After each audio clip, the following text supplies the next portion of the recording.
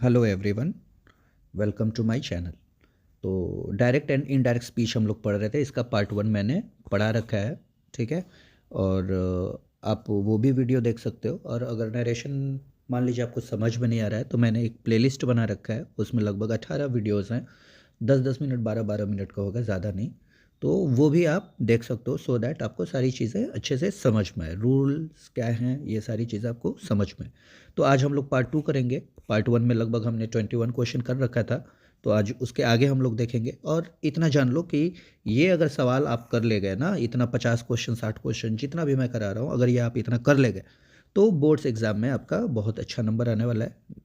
At least इस topic से तो ये बच के नहीं जाने वाला। नरेशन टॉपिक से कोई सा भी क्वेश्चन आपसे बच के नहीं जाएगा। मैं जो देख रहे हैं वीडियोस सारे, उनको पता होगा मैं ऑप्शन एलिमिनेशन भी बताता हूँ, तो इसमें भी हम लोग ऑप्शन एलिमिनेशन देखेंगे। तो मूव करते हैं क्वेश्चंस की तरफ, ज़्यादा टाइम आपका ना लेते हुए। तो ये मैं बता रहा था कि आपको हम लोगों ने लक्ष्य ले रखा है कि बोर्ड एग्ज़ाम हम लोग को देखना है, क्रैक करना है, ठीक है। तो काफ़ी कम दिन बचा हुआ है। ये सारे क्वेश्चंस मैंने पिछले क्लास में करा रखा है, तो ये मैं नहीं कराने वाला। मूव करते हैं 21 के बाद से 22nd। क्वेश्चन नंबर 22 कह रहा है, she said to him do not sorry she said to him do not waste time. तो देखिए, ये हमारा इंपरेटिव सेंटेंस का निगेटिव होता है। इंपरेटिव सेंटेंस का निगेटिव होता है, और पिछले वीडियो में भी मैंने बता रखा है कि इंपरेटिव सेंटेंस का जब निगेटिव बनता है तो हमारे आंसर में इनडायरेक्ट स्पीच में नॉट टू दिखता है, और उसके बाद जो भी सेंटेंस हम लिखते हैं वो पॉजिटिव आता है, ठीक है। तो और इससे पहले भी मैंने बताया था, या तो सजेस्टेड आता है नॉट टू के पहले, या तो सजेस्टेड आता है, या फिर एडवाइज्ड आता है, ठीक है। एडवाइज्ड आता है। तो अब देखते हैं क्या लिखा हुआ है। तो ए ऑप्शन में लिखा हुआ है नॉट टू दिया हुआ है, होल्ड कर रहा हूँ। बी में नॉट टू नहीं दिया हुआ है, एलिमिनेट कर दिया। सी में भी नॉट टू नहीं दिया हुआ है, एलिमिनेट कर दिया। डी में भी नहीं दिया हुआ है, एलिमिनेट कर दिया। तो ए ऑप्शन हमारा करेक्ट हो गया। बस इतनी जानकारी से कि नॉट टू होता है, ये हमारा हमने करेक्ट कर लिया, इतना ही से, ठीक है। जब तक आप नेक्स्ट क्वेश्चन ट्राई करो, मैं इरेज कर ले रहा हूँ। और क्वेश्चन जो भी ट्राई करना है ऑप्शन एलिमिनेशन से, क्योंकि बनाने बनाने को कोई भी बना सकता है, ठीक है। लेकिन फास्ट, अगर मान लीजिए ये तो आप 12th का पेपर दे रहे हो, आगे कंपटीशन में बैठोगे, फास्ट पेपर अटेम्प्ट करना होगा, तो कैसे अटेम्प्ट करोगे, ठीक है। क्वेश्चन में 23rd कह रहा है, he said I was writing a letter. तो वॉज राइटिंग कौन सा टेंस हो गया? पास्ट कॉन्टिन्यूअस, जो कि चेंज होता है पास्ट परफेक्ट कॉन्टिन्यूअस में, यानी कि हमको दिखना चाहिए हैड बीन प्लस V4।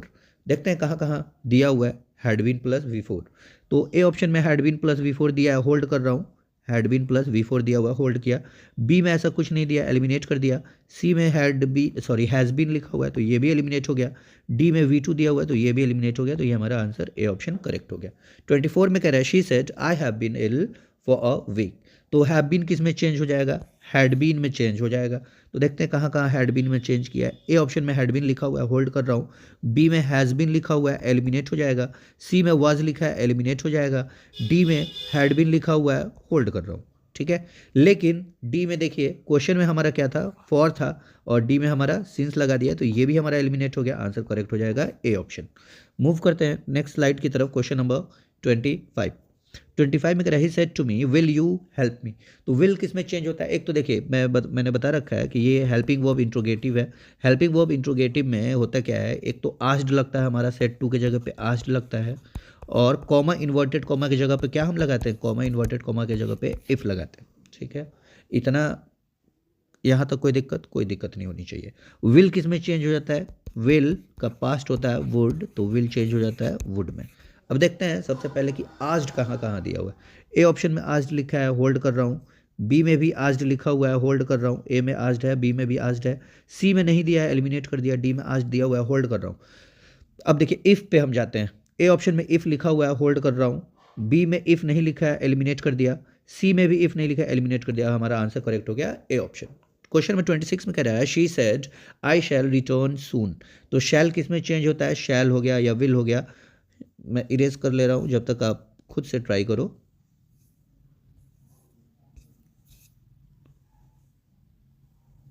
देखिए, शैल या विल हमारा जो है, शैल या फिर विल, वो किस में चेंज होता है?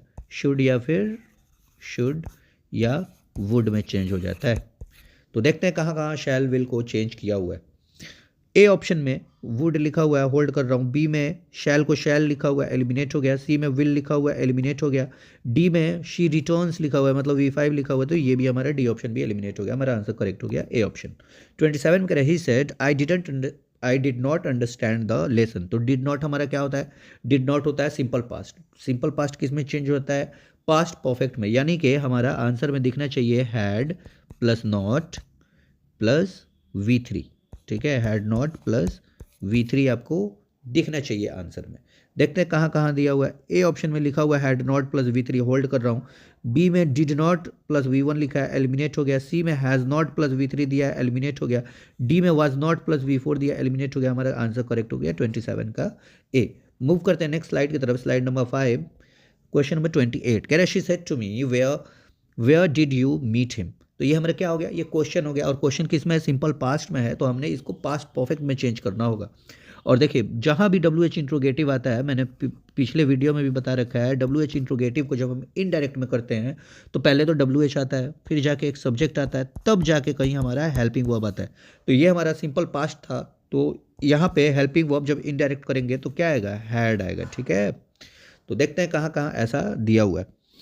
ए ऑप्शन में हैड दिया है, तो इसको मैं होल्ड कर रहा हूँ, बस हैड देख के मैं रुका हूँ। बी में डिड दिया हुआ है, एलिमिनेट हो गया। सी में V2 दिया हुआ है, एलिमिनेट हो गया। डी में भी हैड दिया हुआ है, होल्ड कर रहा हूँ। अब देख लेते हैं। अब देखिए डी ऑप्शन में क्या किया है? शी सेड लिखा हुआ है, जबकि वो तो क्वेश्चन पूछ रही थी, तो पूछना कि इंग्लिश आस्क्ड होता है, तो डी ऑप्शन भी हमारा एलिमिनेट हो गया। ऑप्शन ए हमारा करेक्ट हो जाएगा ऐसे में। 29 में कह रहा है he said we have won the match. तो आप खुद सोचो, आप खुद ये शब्द यूज़ करते होगे, जब हम भी खेला करते थे तो हम लोग भी यूज़ करते थे। कह रहा we have won the match, तो हैव प्लस V3 हमारा पास्ट, हैव प्लस V3 हमारा प्रेजेंट परफेक्ट हो गया, जो कि चेंज होता है पास्ट परफेक्ट में। यानी कि हमारे आंसर में दिखना चाहिए हैड प्लस V3। देखते हैं कहाँ कहाँ लिखा हुआ है। ए ऑप्शन में हैड प्लस V3 दिख रहा है, होल्ड कर रहा हूँ।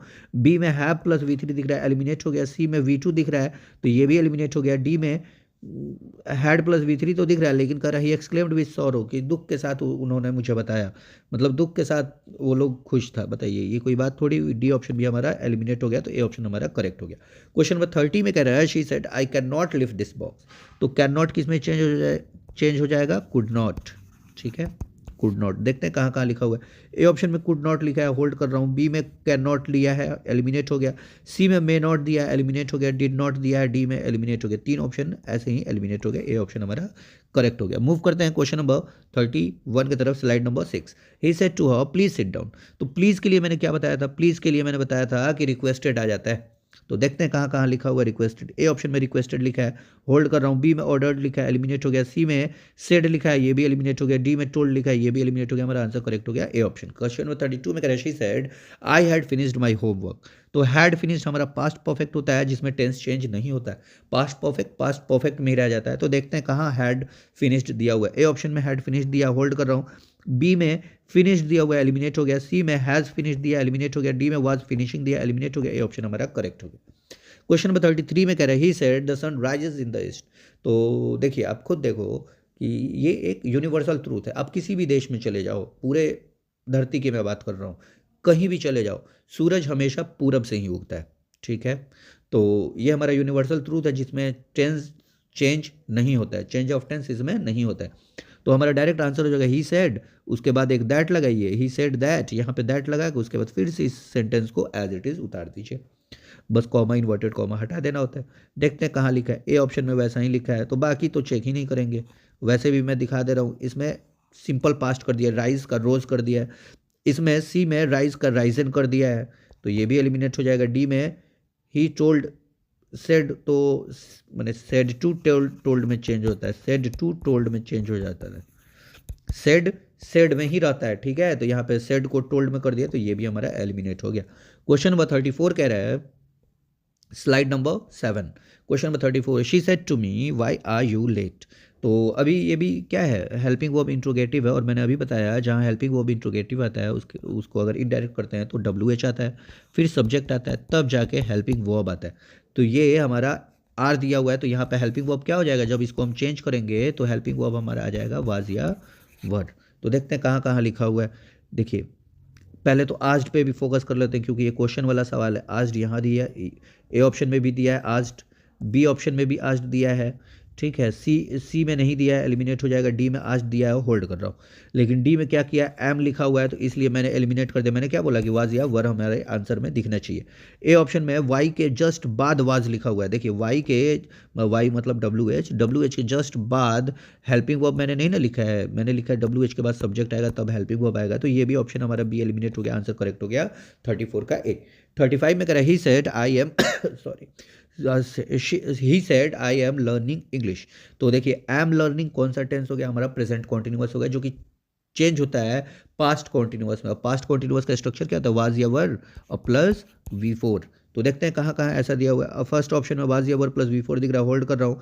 बी में इज प्लस V4 दिख रहा है, एलिमिनेट हो गया। सी में हैड प्लस V3 दिख रहा है, डी में हैज बीन प्लस V4 दिख रहा है, तो ये तीनों हमारे ऐसे ही एलिमिनेट हो गए। ए ऑप्शन हमारा करेक्ट हो गया। 36 में कह रहा है she said dash she said comma inverted comma I will not go there. तो विल किस में चेंज होगा, विल हमारा चेंज होगा शैल या फिर विल चेंज होगा हमारा वुड में, ठीक है। तो देखते हैं कहाँ कहाँ वुड लिखा हुआ है। ए ऑप्शन में वुड लिखा है, होल्ड कर रहा हूँ। बी में नहीं लिखा है, सी में भी नहीं लिखा है, डी में भी नहीं लिखा है, तो ए ऑप्शन हमारा ऐसे में करेक्ट हो जाएगा। क्वेश्चन नंबर 38 कह रहा है, question number 38 he said to me do you like coffee. तो डू यू लाइक कॉफ़ी हमारा क्या हो जाएगा, हेल्पिंग वर्ब इंट्रोगेटिव हो जाएगा।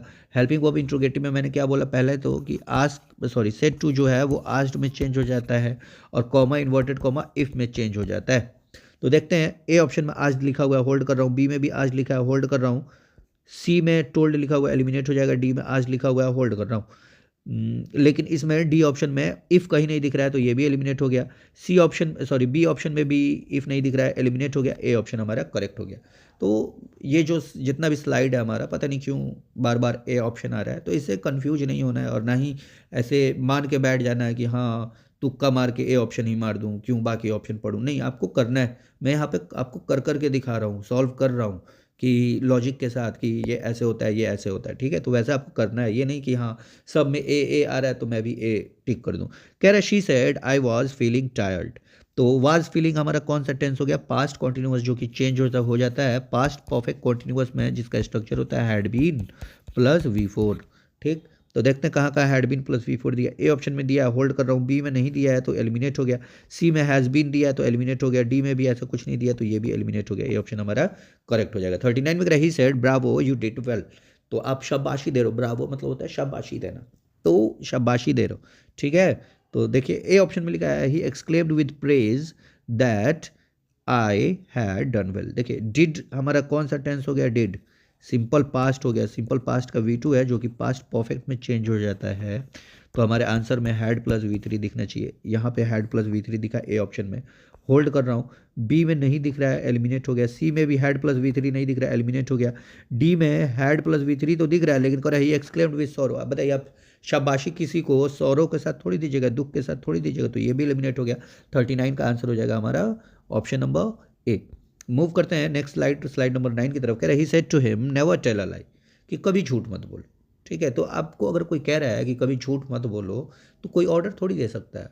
आपको कौन ऑर्डर दे देगा कि कभी झूठ मत बोलो या हमेशा सच बोलो। ये एक ऑर्डर की बातें नहीं होती हैं, ये सजेशन वाली बातें होती हैं, एडवाइज्ड वाली बातें होती हैं, ठीक है।